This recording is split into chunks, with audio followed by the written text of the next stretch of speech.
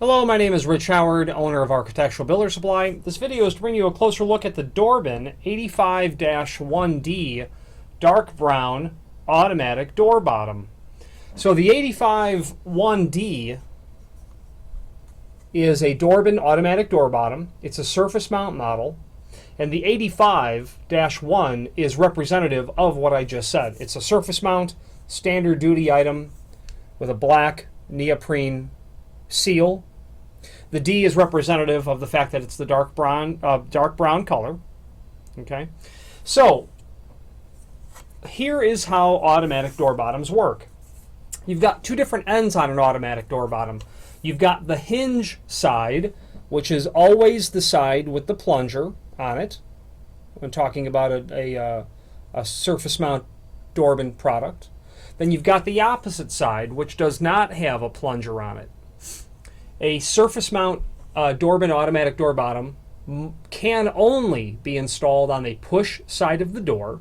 And when you install this on the push side of the door, what happens is as the door closes, this plunger, we'll call it,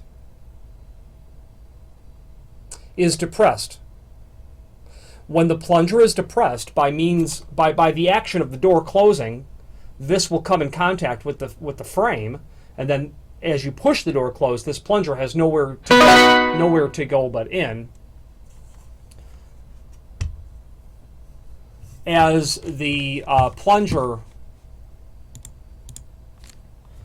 plunger is pushed in, and I've got the end of this on the door bottom, okay? I've got the plunger on the surface of my desk because I can't push this in. There's not enough hand strength to push the plunger in to show you the automatic door bottom. When the plunger is depressed, the seal projects down like that. Okay? It's a bit too wide to show it to you all in the camera at once. But when the plunger is depressed, the seal comes down. One end projects out first because of the nature of the spring. But in a real application, this part that's already sticking out further than the bottom will make contact with the floor first and will force the seal to level out or to contour itself to the floor. And that's that's how these work. There is a flat spring installed inside of this housing, okay, that is connected to the plunger mechanism so that when this is depressed, it forces a flat spring to push down against the seal in the bottom, and that's what makes this drop. Okay? The further out that you rotate this, the greater drop you can achieve, and there's a maximum of a 1-inch drop on this sort of door bottom. Okay? Turn it clockwise and it will rotate in.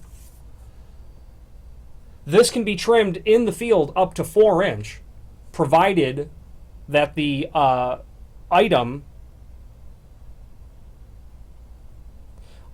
provided that this is not shorter than 30-inch. Okay, it's really always, and you can see that there is a pin here, and you can see that there's another one here. That's where the flat spring assembly is. You would obviously never cut the hinge side. You would never cut the plunger side. You would only cut off the lock side, okay, up to 4-inch. Now, we've got the door bottom in the website in a couple of different finishes, but more importantly, in multiple lengths. It's recommended that you allow a 1/16 of an inch on each end, okay, and then that is the net size of your door bottom. So you're going to measure, obviously, between your stops when the door is closed on the push side, not the door width. Okay, you'll measure the clear opening between the two stops, and then you'll deduct a 1/16 for each side, or 1/8 of an inch, and that would be the order size. And then order the next longest piece or pieces and indicate in the comment field what length you'd like for us to actually cut it back to. And there's really no reason for anybody to have to cut these in the field, provided the fact that we're going to cut it for you.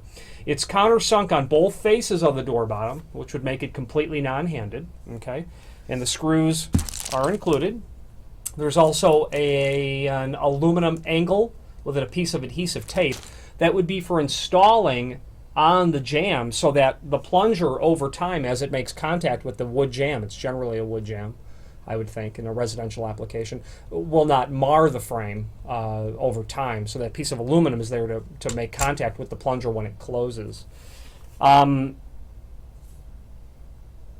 That pretty much covers all of the basics of the automatic door bottom, short of saying that you can get this in obviously a surface mount like this. You can get it in standard duty, the 85-1. You can get it in heavy duty as a surface mount. Then you can get it as a mortise model in a both standard and heavy duty version. And Dorbin has all of those items available. If you have any questions, and then a third part is a mortise style for a metal door. So the mortise style can be done for a wood door or a metal door. If you have any questions on the Dorbin 85-1D or any other Dorbin products, please feel free to reach out to us.